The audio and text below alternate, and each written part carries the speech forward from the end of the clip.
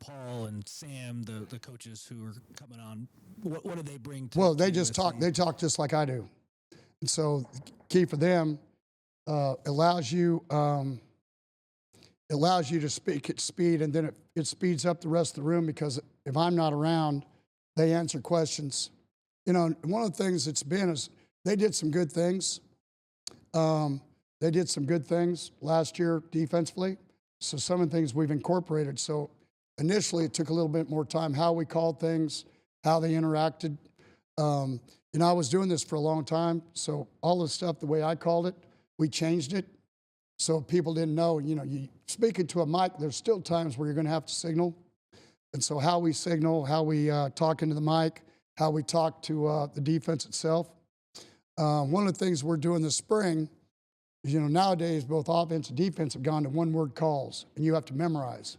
Well, for a new team, like we have a lot of freshmen and stuff, that's a lot of memorization. So what we're doing is we're actually giving them the whole, I call it an English sentence. So it tells everybody exactly what to do. So a young player, actually it speeds up his learning process. And then the farther we get into spring, we'll start eliminating words. And so by the time you get to first game in September, you're back down to the one word, but your whole team's down to the one word. Okay, so then now your freshmen have caught up with your seniors. So like I told them, the first time I used a whole sentence to make a call, and then the older guys looked at me and said, look, this is not based off of what you guys know. We're only going to be as good as our whole team is going to be when we get to the first ball game. And so it's really helped. And then there's already a group of calls we have that they've already learned that we've already cut a word out of it already. And so, you know, it's about doing it over and over again like anything else.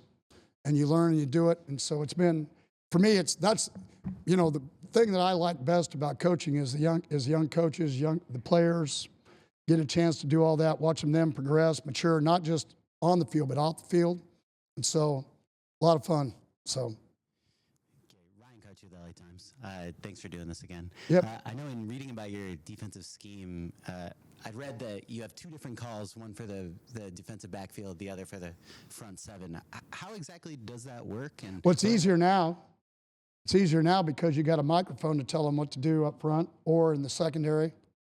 And so for me, the thing is when you get into one-word calls, then sometimes you're just going to have the guy on the microphone is going to get it, and then he just tells everybody. And we'll use all the above, depending on how fast they're going, what they're trying to do to you. And so, you know, the biggest thing is to explain to the kids what we're doing. I think that's one of the things that's, you know, for me to think that 50% of the defense is new, okay, especially in the secondary, and you're going to ask them to stay up with the guys that have been doing it for 2 years, especially the stuff. So what we've done is all the stuff that they did here before, we don't have to work on it as much. So it has allowed us to be more multiple because the kids already know, here you've got one scheme that you did, and so we're going to add another scheme to it. And so what happens is you can teach on the stuff that they don't know as well a lot more to catch them up with where they know what they knew, what they've already played for the last 2 years, the older players. So for me, it's easier. This is probably because I never had. That's why I was always hoarse at the end of ball games. You're trying to at the last moment check something. Well, now you're telling the guy on the microphone what to look for. You're giving him the call, then you're telling him what to look for. Hey, tell everybody, hey, it's 3rd and 10. They usually run the quarterback draw. That's what everybody does. So then what you see offense and defense, offense is doing, they shut the microphone off at 15 seconds. So you see them now to where they'll huddle and they stay close to the line of scrimmage and they wait till 15's done, so then you can't do that. That's when the double call helps me because I can call the front and tell them the blitz, and then I can tell the secondary after they break the huddle what I want. So there's plethora of different ways that we can do it depending on how they decide they want to run their offense, which is what you're trying to get accomplished. Big Ten has they're a lot slower. A lot of the offenses are slower coming out of the huddle, which gives us a lot more concept of how we want to do it. Coach. Yep. Hi, Mark Hulkenweir, USC.com and Locked On USC podcast. Over the years, when it comes to holding players accountable, do you let depth dictate who gets a longer leash? How do you do It just depends on what's their age, what's the problem, how many chips do they have in the game.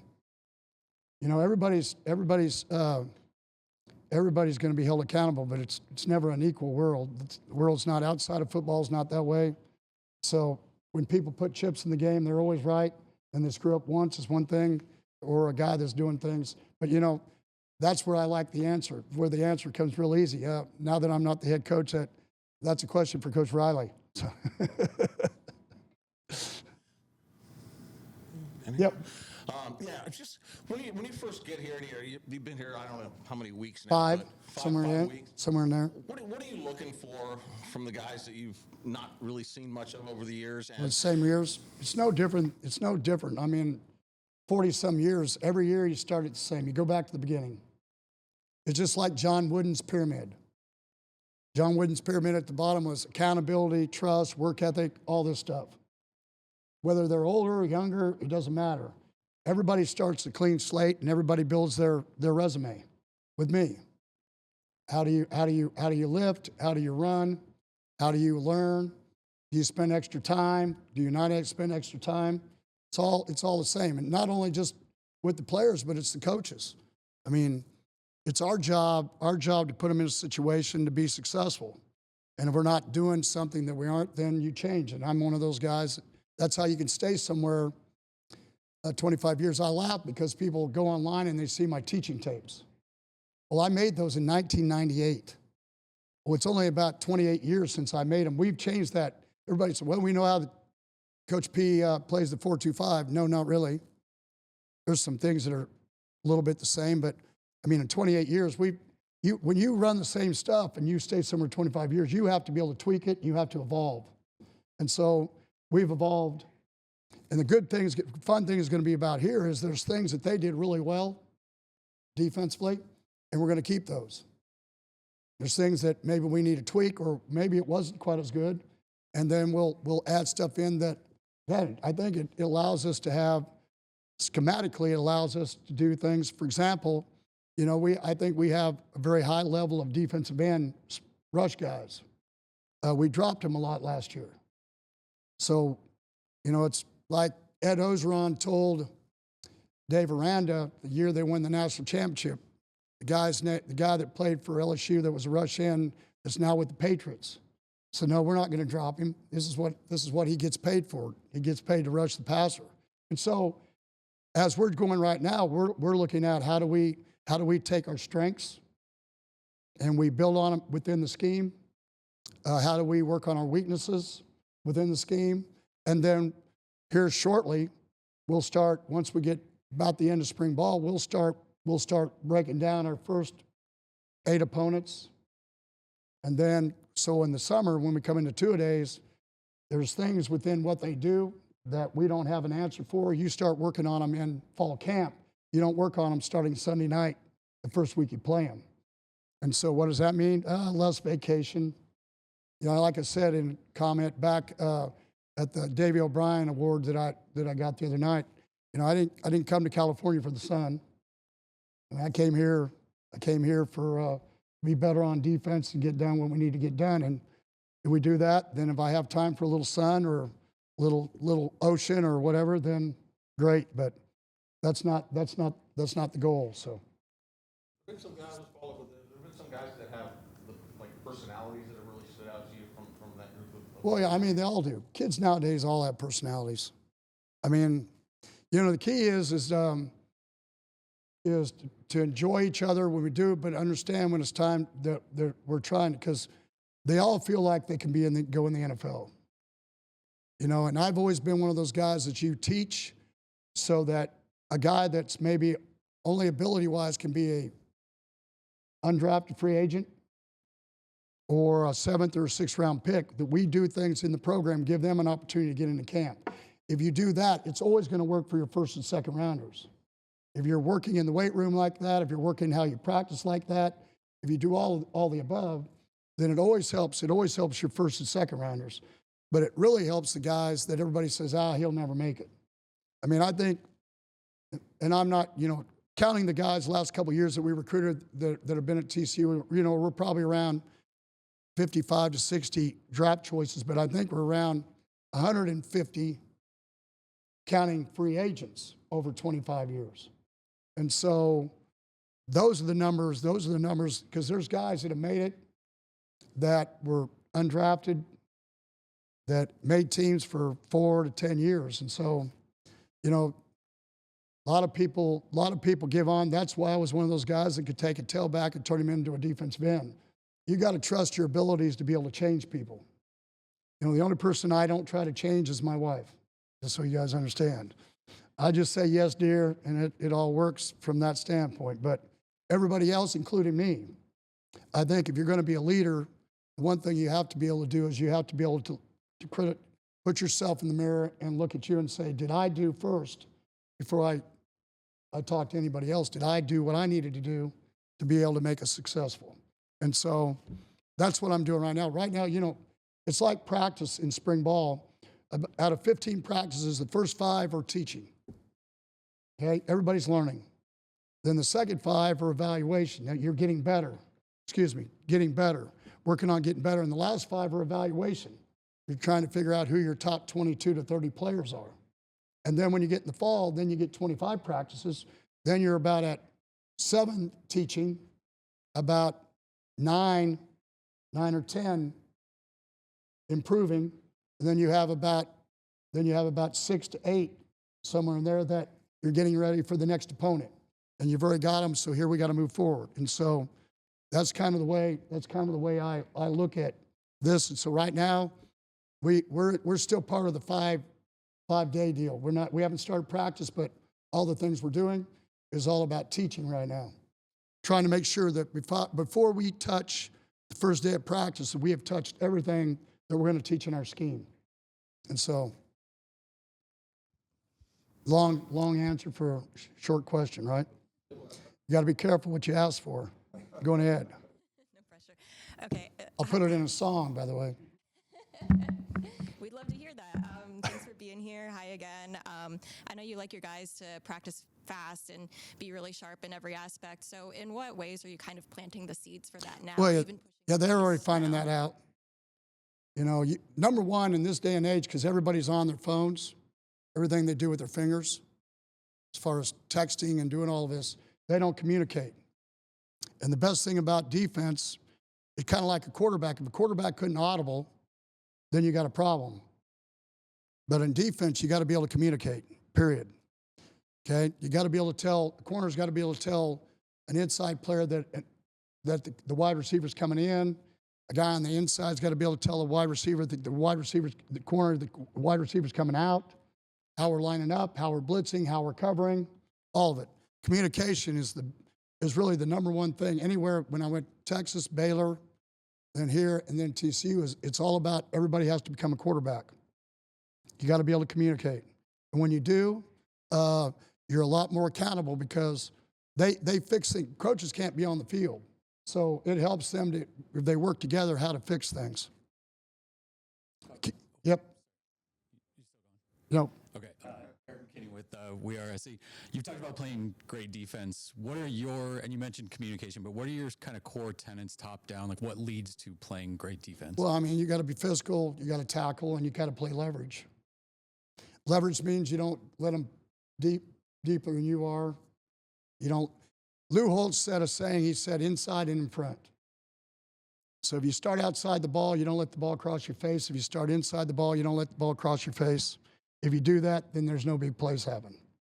Anytime that happens, usually when a big play happens, those kind of things happen to you. So you don't need to make everything. I mean, our safeties are told, don't go till you know.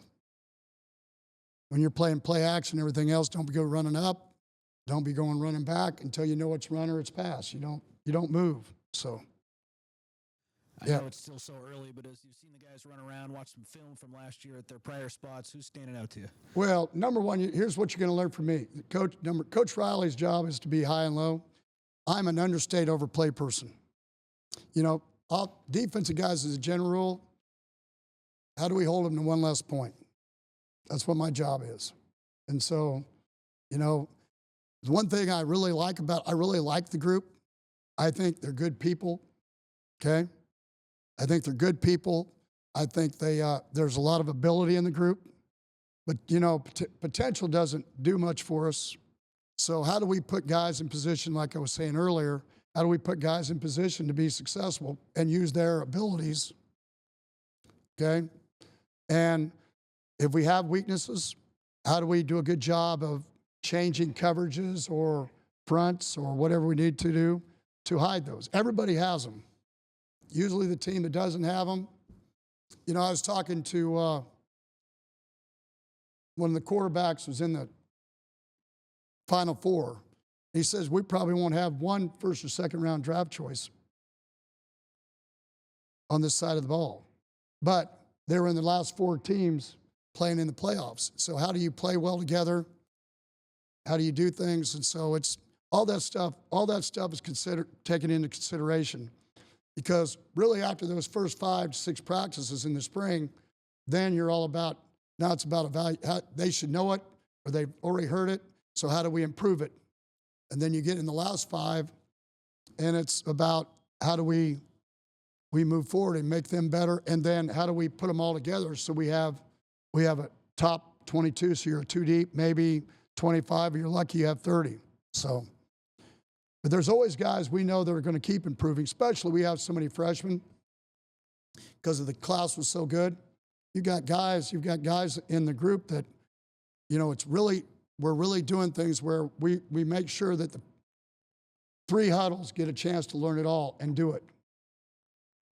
And so that way the freshmen, because there's some very talented freshmen also besides the older guys, that they're learning right now. We're not just standing and waiting and then you run on. You know, in college, in the NFL, you know, usually they work 1 huddle. Everybody has to get visual reps. In college, it's not the way it works.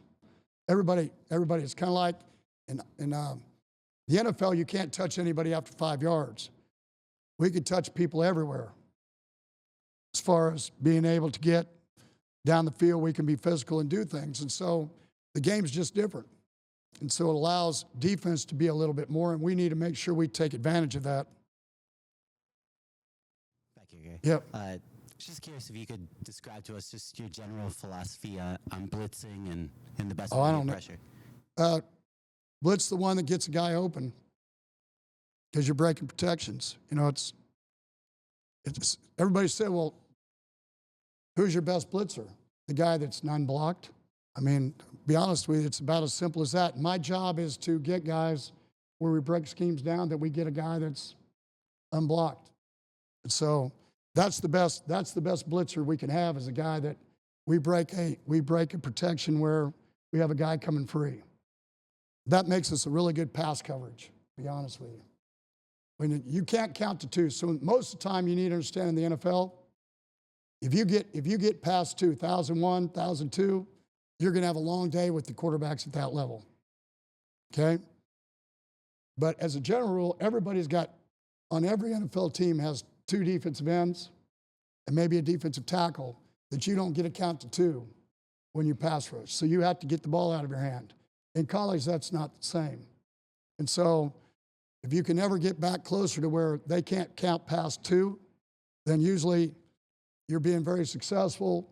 You don't have to cover them as long, and it makes us a lot better on defense. So kind of that's how it works. But yeah, we want to get somebody that's not blocked.